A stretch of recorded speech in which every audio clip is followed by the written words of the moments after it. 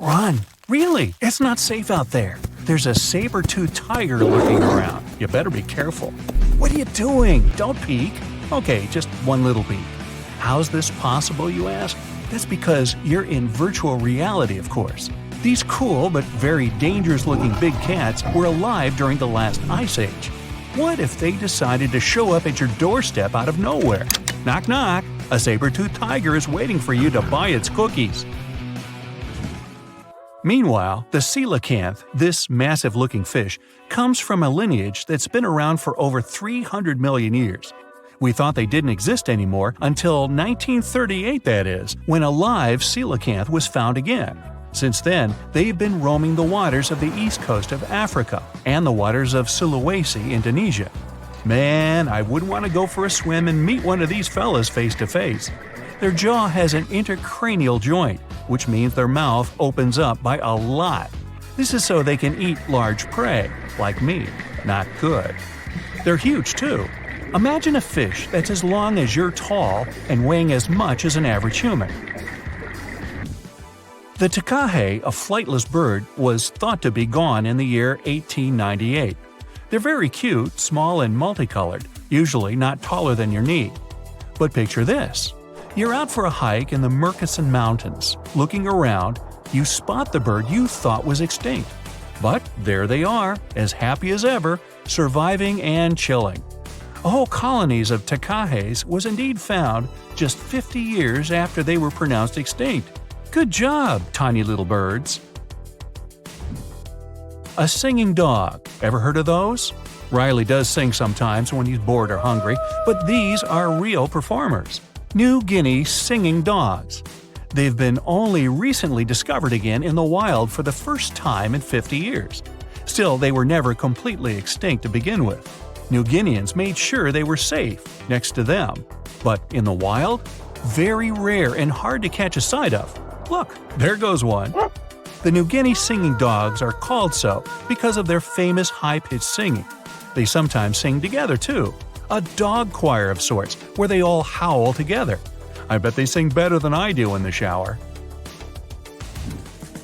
Not going far from this area, we have bats, but these ones are sort of different. You see, their ears are enormous. I guess that's why they're called the New Guinea big-eared bats. Clever. The species was found again when one of them was accidentally caught in a bat trap. Until then, I guess they were playing hide-and-seek with us, because up till 1890, they had been thought to be gone. They're still not out of the danger zone because of habitat loss. Imagine you discover a fossil of a species you thought had been extinct for a long time, yet 2 years later, a whole living group of said species is found. Well, this is exactly what happened in 1977 with the Majorcan midwife toad. It's sort of brownish in color with darker brown that makes up its skin spots. Other than that, it's just a small toad with googly eyes. The group of live toads was found close to where the fossil was, on the island of Majorca. There aren't many of them left, about 500 in fact, and as of right now, they're declared vulnerable by the International Union for Conservation of Nature. Now, are you a fan of tortoises? You will be when you take a look at this huge beauty. It's called the Ferdinanda Island Galapagos tortoise.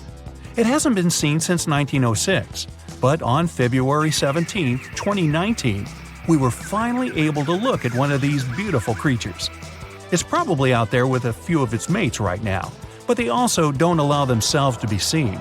We only know they exist because there's a few tracks and scents. With yet another frog, we have the horned marsupial frog. They're out and about in Ecuador, in the Chocó forest to be more specific. They're called this way because of their distinctive horns directly on top of their eyes.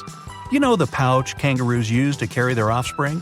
Well, the female horned marsupial frog also has that, except it's on the back, so it acts as sort of a backpack. They develop their embryos there, and when they're ready to come out, they hatch as complete infants, unlike regular frogs where they start out as tadpoles. One more toad, the starry night toad or harlequin toad. They're black and covered with loads of white spots all over them. Lost for 30 years, it was discovered back in 2019. Picture them as big bodyguards, water bodyguards to be exact. Oh, that's a very big toad on your screen. Well, for the Arhuaco people, that's exactly what they are, guardians of water. They also have their own name for them, Guna. Sounds like a cheese. When scientists found them yet again, they came across 30 of these little creatures, but initially, they were expecting only one. Well, what a nice surprise. Here's a tiger for you, although it doesn't quite look like your typical tiger. It's called the Tasmanian tiger, and it seemingly disappeared since 1936. But then, out of nowhere, people started seeing them out there in the wild just 5 years ago in 2016. They sort of resemble dogs more than tigers, or a fox maybe. Just take a look at its muzzle. Maybe even a mix of both. Then, a few others started popping up too. And if you happen to think you're seeing one right in front of you, but you're not quite sure, check if they've got stripes on their back. They're definitely out there, but still technically marked as extinct by the IUCN. Okay, picture a horse that looks straight out of a movie scene. Tiny, gorgeous fur, very well behaved. It's tiny, but it's not a pony. It's a Caspian horse. They have an interesting backstory to them. They were discovered by Louise Leyland, who got married to an aristocrat in 1957. Having moved to Tehran, Iran, she didn't quite like how the horses behaved there, so she took matters into her own hands. She took a few people with her, and off they went to the Caspian Sea mountain. And in there, they found 3 of these beautiful tiny little horses. Well, that's how the story goes. Coming up next, a possum that was found in an unexpected place. Guess where? You have 3 options to pick from: hiding in a ski resort, in the Australian outback, or in someone's apartment in the bathroom. Which one do you choose? You have 3 seconds. The right answer is a ski resort. Yes, this possum is called the mountain pygmy possum, and it's originating from Australia. So far, there are 3 different living populations of this tiny possum, but it was believed to be extinct until just 1966. There are fewer than 100 of them, so the IUCN has marked them as critically endangered. Also from Australia is the night parrot, an absolute delight to birdwatchers. Very beautiful, yet mysterious. These little fellas live in very remote areas. You can probably count on the fingers of your hand how many times these birds have been seen since they were found again in 1979.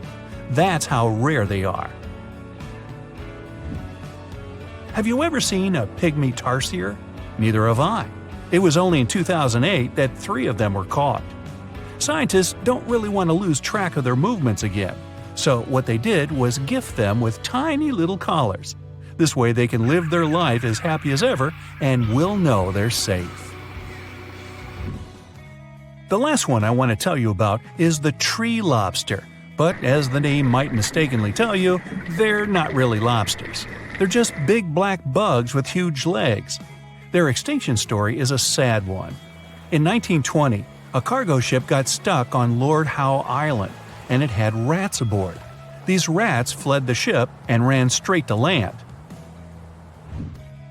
Even though tree lobsters are bigger than most insects, they're still relatively small compared to rats. The poor things never stood a chance. Still, in 2004, life shone again for these distinct critters. A pair of Australian scientists were out and about on the island and came across 24 of them.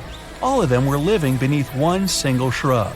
Hey, if there's enough space for everyone, it's not small, it's cozy. Bottom line, it's better to be distinct than extinct. Don't you agree?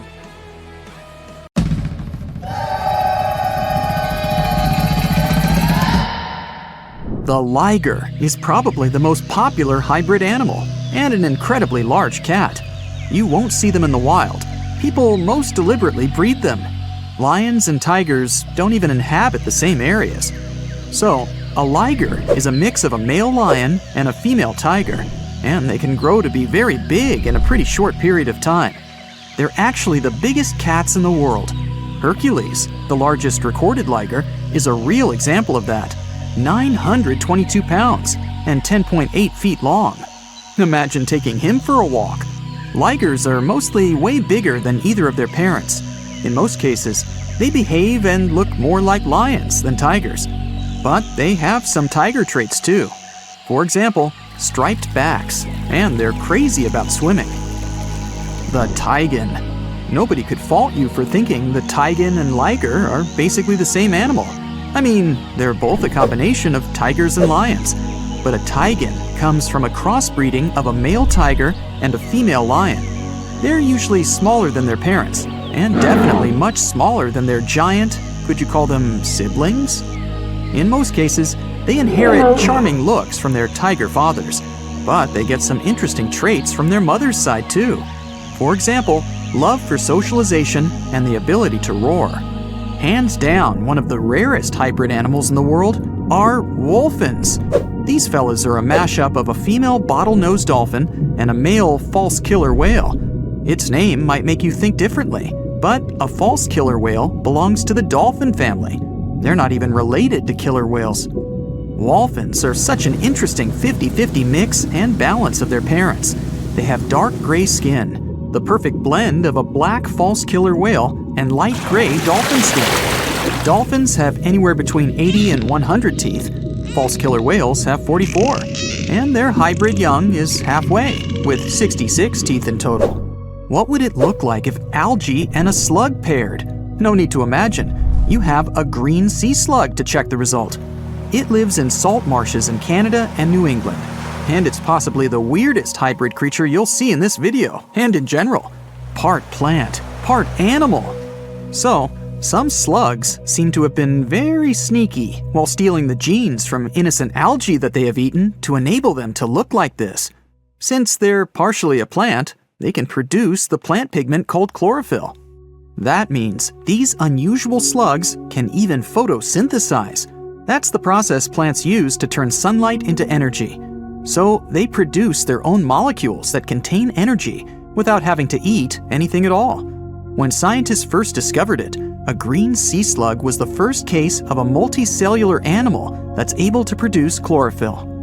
What do you get when you mix a male leopard and a female lion? You get an interesting hybrid called a lepin. These animals grow to be almost as big as lions, but they still have shorter legs, similar to their father leopard.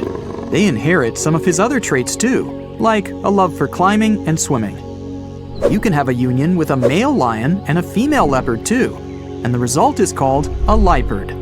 Male lions are usually around 10 feet long and weigh about 500 pounds. The female leopard is way smaller, only 5 feet long, with a weight of about 80 pounds.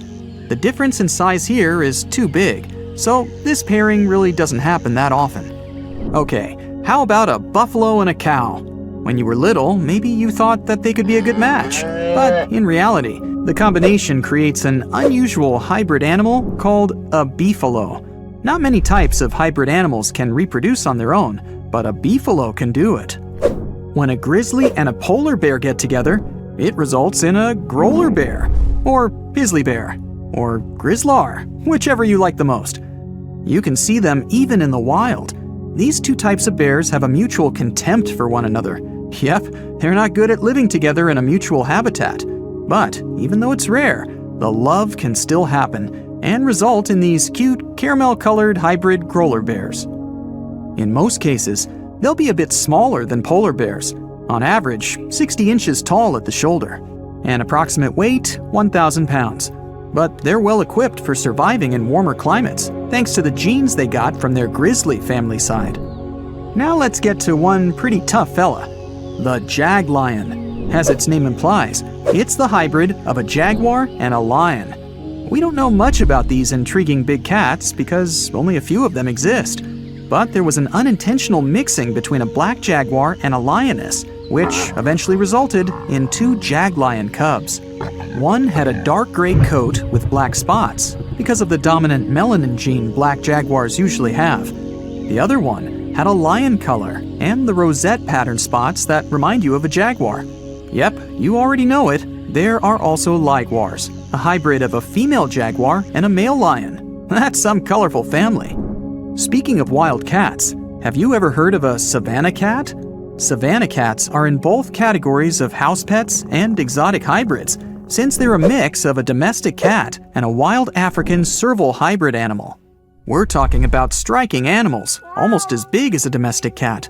But what gives them their exotic look are their tall bodies, slender forms, and spotted coats. These cats are extremely loyal, intelligent, and loving creatures. Here's one unexpected mixture: a zebroid. Technically, it's a name people use to describe a hybrid of a zebra and any equine species. But when you pair a zebra and a horse, their young is called a zorse. Zebra hybrids mostly look like whichever animals they've been crossbred with, but with the striped coat of a pure zebra. Most of these hybrid creatures don't even have fully striped coats.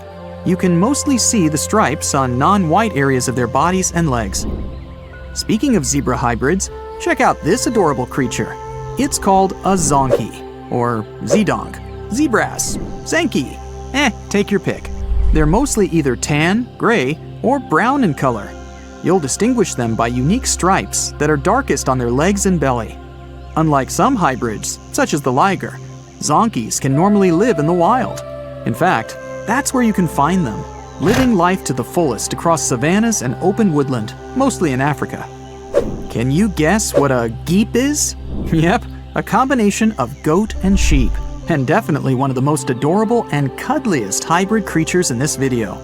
Geeps are very rare. Some experts even believe it's possible that they're not true hybrids, but just sheep with certain genetic abnormalities. After all, sheep and goats do carry different numbers of chromosomes, which means cross-species mixes are almost impossible. When a camel and a llama get together, you get a cute little thing called a kama. Similar to beefalo, the kama also produces the best economic traits of both its parents.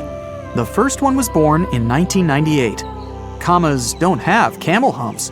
Their body is covered in soft, fleecy fur, similar to their llama side of the family. They can drink big amounts of water at a time, so they can survive with almost no water at all for pretty long periods.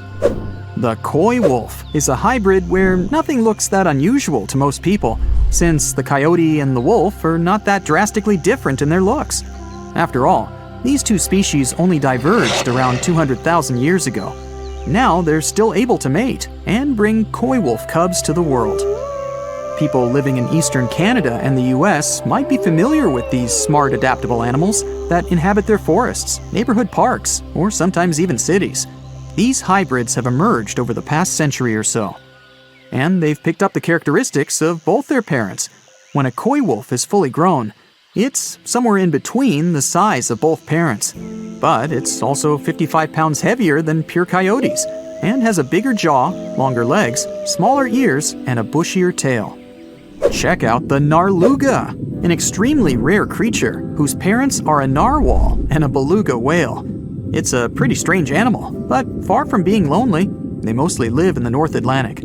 Scientists had suspected their existence for decades. In 1990, they found an unusual-looking whale skull located in an Inuit hunter's tool shed in Greenland. People from that area said that there were other similar-looking animals, and they fit the description of neither a beluga whale nor a narwhal. People said they had gray skin, narwhal-like tails, and beluga-like flippers.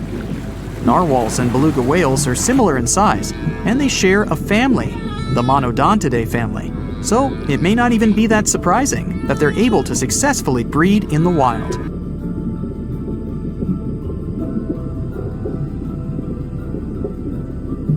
A pre-Christmas miracle happened near the mouth of South Africa's Chalumna River on December 22, 1938.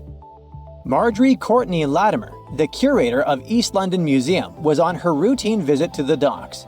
She was checking if there were any unusual catches from local fishermen. Suddenly, she spotted a strange fin sticking out of a pile of discarded fish. Intrigued, she cleaned off the slime to reveal an incredible discovery. A pale blue fish with silvery flecks, thin scales, and 4 fins that looked almost like limbs. And it was huge too, 5 feet long, weighing about 127 pounds. Marjorie actually specialized in birds, but she had always been fascinated by the natural world, including the ocean. She didn't know what the fish was, but she had a feeling that it was something special. So she had the fish loaded into a taxi and taken to her museum. She then went through lots of reference books, but no matter how hard Marjorie tried, she couldn't identify the species. She decided to show it to the chairman of the museum's board, but he just dismissed it as a common rock cod. Marjorie didn't listen to him. The creature fascinated her so much that she kept studying it, and even tried to preserve it by having it taxidermied, although she couldn't save the organs.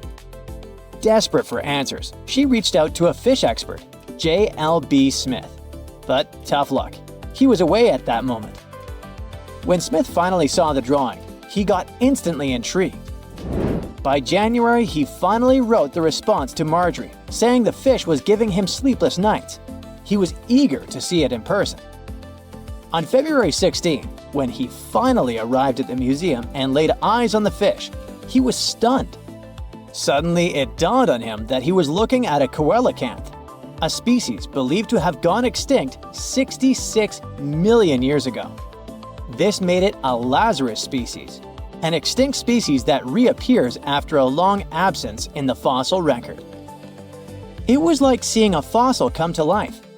Scientists thought that this creature had vanished with the dinosaurs. Thanks to Marjorie's persistence, this became one of the most remarkable biological finds of the 20th century. The entire genus Latimeria was named in her honor. Turns out, fish was vibing in the deep ocean waters completely unbothered by an asteroid strike for millions of years. Today, at least 2 species of coelacanth are known to exist. Both come from this ancient lineage that survived the test of time. They mostly live in the Indian Ocean, with some chilling around Indonesia here and there. Coelacanths look and behave very differently from other fish. Their creepy fins actually move in a way similar to how human arms and legs move. They also have a special joint in their skull that lets them raise a part of their head while feeding. That's because they're related to tetrapods, those guys that were the first to step out of the waters to the land. Michael Smith is a British naturalist.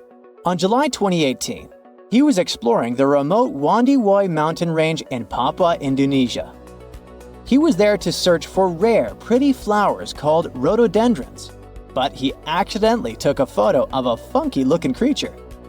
Smith got very curious about this animal. He then returned for another expedition, this time with a local guide. He spent 10 tough days searching high in the mountains. The terrain was harsh, with constant rain, slippery ground, and leeches crawling into their boots. When they were already exhausted and close to giving up, the miracle happened. The team finally spotted and snapped a picture of the animal. This cute thing turned out to be the Wondiwoi tree kangaroo, the one thought to be extinct for 90 years. The first time it was discovered was 1928. It's a sad story. A biologist spotted it while studying the area, and this was the first and the last time we saw that animal.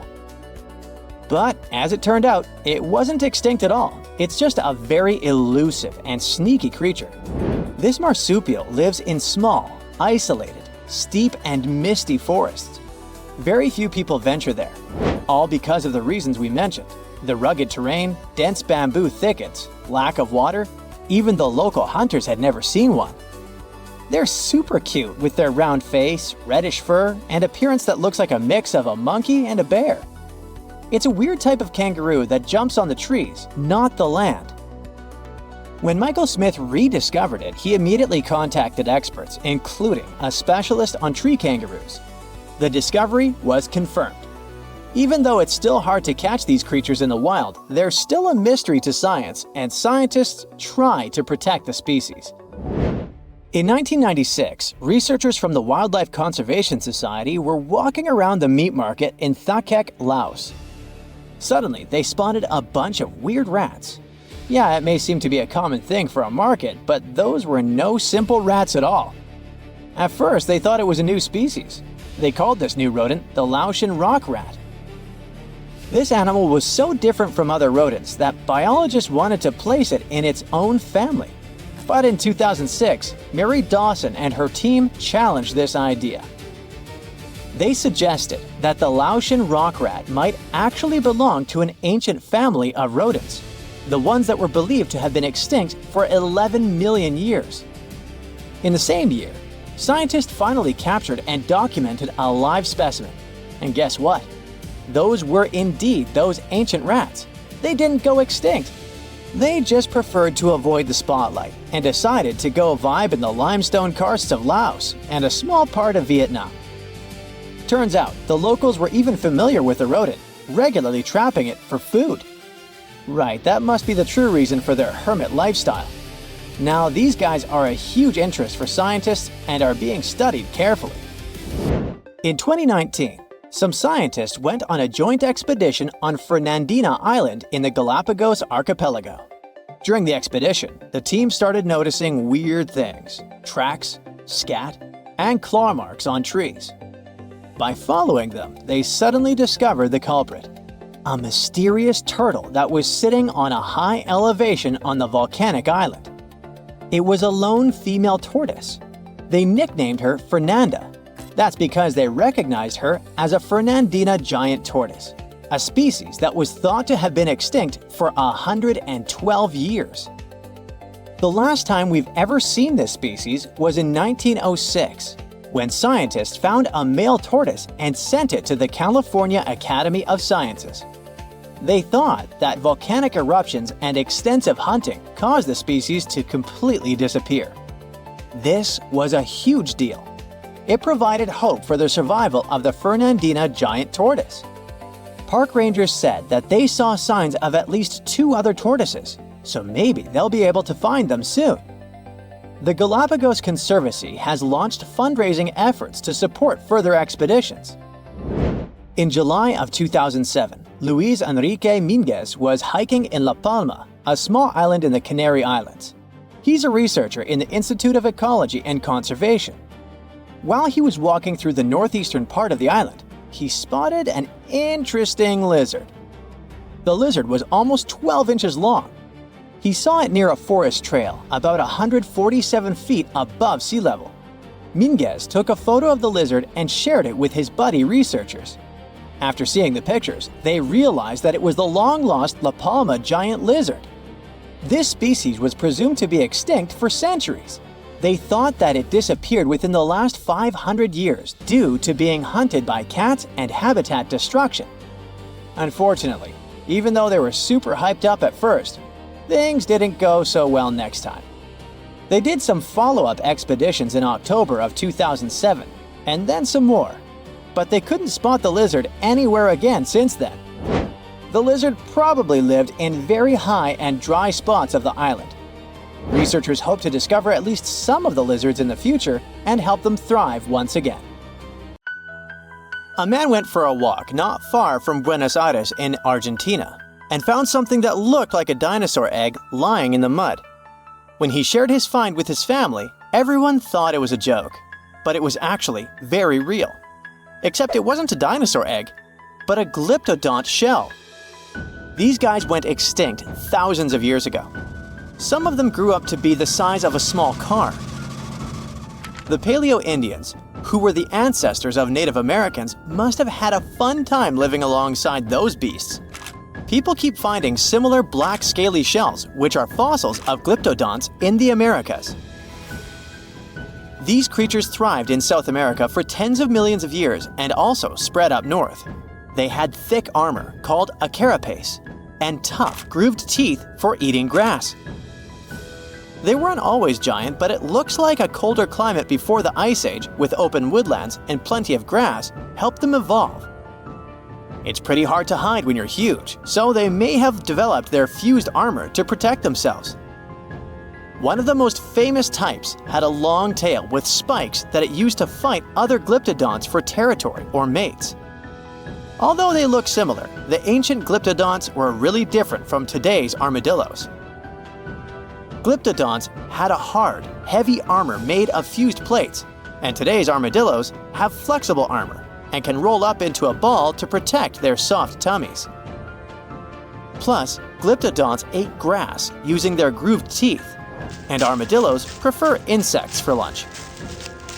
But despite all the differences, recent studies of their DNA showed that glyptodonts actually belonged to the armadillo family. If you think the glyptodont was scary, just wait till you meet the giant short-faced bear. This bad guy grew to almost twice the height of Michael Jordan when it stood on its hind legs. It also weighed over 1,500 pounds, and it was able to run at the speed of over 40 miles per hour. This bear preferred meat to all other foods. Even its skull and teeth were designed for slicing through meat, and it had forward-facing eyes that gave it sharp vision. Its strong jaws and large muscles helped it crush bones to get to the nutritious marrow inside. The giant short-faced bear lived in places like Minnesota and west of the Mississippi River, all the way up to Alaska. It went after or scavenged big animals like bison, musk oxen, deer, and even ground sloths. But it eventually went extinct because its prey didn't survive the Ice Age. Today, the only living relative of the short-faced bears is the spectacled bear from South America. This guy is much smaller, about the size of a black bear, and it eats both plants and meat. Game of Thrones fans, the next one is for you. The orphaned wolf cubs adopted by the Stark family in the epic series were inspired by dire wolves. Their name translates from Latin as terrible wolf. These great uncles of modern dogs were almost 5 feet from head to tail and weighed around 150 to 200 pounds. The oldest record of the dire wolf is from 250,000 years ago. They adapted well to different conditions and lived pretty much all over North America, from as far north as Alaska to down into southern Mexico. They went extinct around 10,000 years ago, soon after the last Ice Age. They most likely just lost their source of food. The closest we have to dire wolves now is the gray wolf, but don't get too upset. Scientists think they could be able to bring the dire wolf back to life. They can combine intact straps of their DNA, recovered from the museum specimens and the genome of modern dogs. One animal you definitely wouldn't want to be on the de-extinction program is the saber-toothed cat. This bad guy lived in prehistoric North America and parts of South America. And nope, it's not related to modern tigers or other cats. It just went extinct. It had the title of the most fearsome Ice Age predator for a long time, until scientists found out at least one species of it was more like a kitty cat. Smilodon, by the way, Diego from Ice Age was one of those. Could only chomp down with 1/3 of the force of modern lions, but it could open its mouth at a 120 degrees angle, and it could wrestle even large prey to the ground with its powerful body, with disproportionately thick front legs and strong neck. The kitty was probably just too afraid to use its long and narrow teeth that could break easily. And one more detail. It had to have lips that could stretch well for the jaws to open wide, so it most likely drooled like a St. Bernard. Well, at least their teeth grew twice as fast as those of modern lions, and fully formed by the age of 3. The giant beavers, called castoroids, must have grown at the same rate, or so to get as big as a couch. They were about 8 feet long and weighed 200 pounds, which is as heavy as a large refrigerator. They had huge 6-inch long front teeth for gnawing, a narrow tail, and long, shaggy fur. This giant creature lived alongside mammoths and saber-toothed tigers in the woodlands of North America. Like today's beavers, the giant beaver probably spent a lot of time in the water since it was too heavy to move quickly on land. Unfortunately, we don't know for sure if giant beavers built equally giant dams. Even if they did, none of those structures survived over time. Some people think a giant beaver built a 4-foot-tall dam in Ohio, but it's just a guess. Eventually, the giant beaver disappeared, just like other big animals from the last Ice Age. Early human settlers in North America may have sped up its extinction, as they probably liked its thick fur and meat.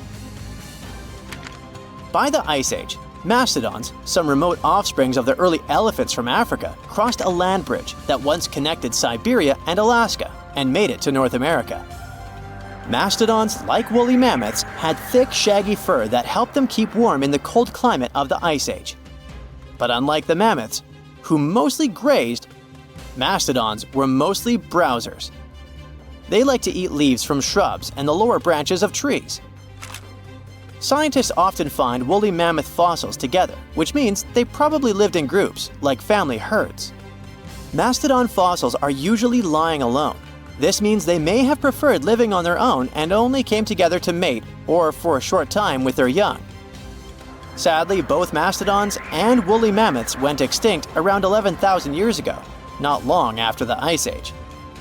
Scientists think this may have happened because of changes in weather patterns, fewer food sources, and possibly early humans. They figured out that one mastodon could feed a tribe for a week and dress them for years. You can mostly find camels in deserts in places like North Africa and the Middle East now. But scientists believe they actually came from North America, especially the lands west of the Mississippi River. Fossils show that camels appeared on Earth about 44 million years ago. In 2015, a team of scientists from the University of Louisiana discovered the bones of a giant ancient camel in Oregon. This camel was between 12 and 14 feet tall, like a modern giraffe. It lived around 7 million years ago and had a long neck to help it reach high plants. About 6 million years ago, some early camels crossed into Asia over the Bering Strait land bridge. Once they arrived in Asia, these camels split into two types we know today: the Bactrian camel with 2 humps and the dromedary camel with 1 hump. You won't find wild camels in North America anymore, but some of their relatives, such as llamas, alpacas, and guanacos, still live in South America.